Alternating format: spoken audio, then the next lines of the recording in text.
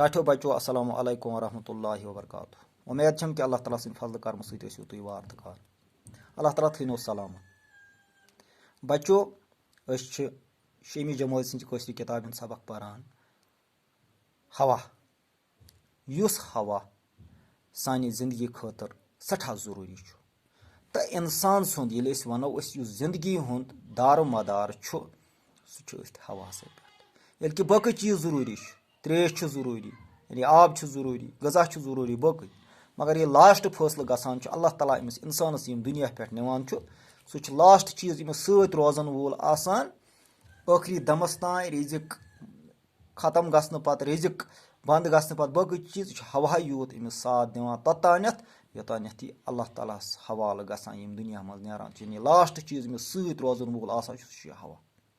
लिहाजा यह हवाहस अत इज्जत तो एहतराम करुन अत हवाहस रच कर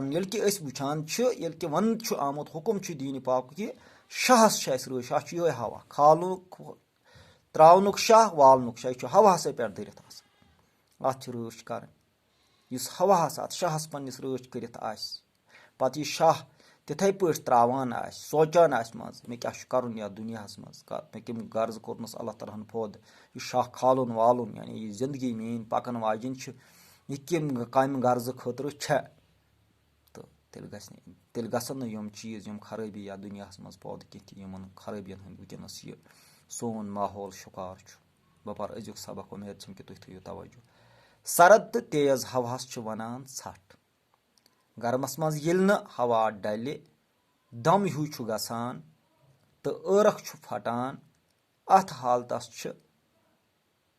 वनान ससर। युस हवा बड़ जोर शोर पके सह गो वाव तूफान मकानन पश वुडावान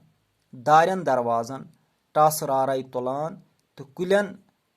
मूल कड़ान हवास ताकत तो वजन यह अजुक सबक ये वुचान यानी ये सरद हवा पकान वनान छठ अत मज तेज सरा हवा तेज दपान छठ छठ वन तो गर्मस मज ओत्रे गर्म गो खत्म ये हवा और योर डलान कह दम हूँ बासान ٲरख फटान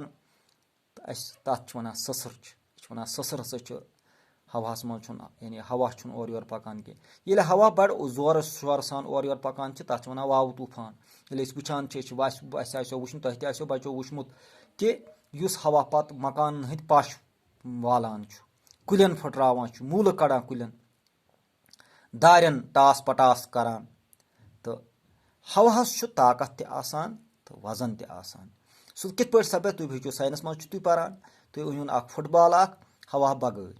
ये वह हवा बगैर वो तथ वजन तथ कोता वजन ये पे तुम हवा तथ भरू पे कर बे वजन तथ वजन हुरियोमुत यानी हवाहस वजन तो ताकत गो यह कि हवा जोर शार सान पे मकान तरित दिवान वाव तूफान अजुक सबक उम्मीद कि पर्नस सत दियो लेखनस कुन तवज्जो वसा।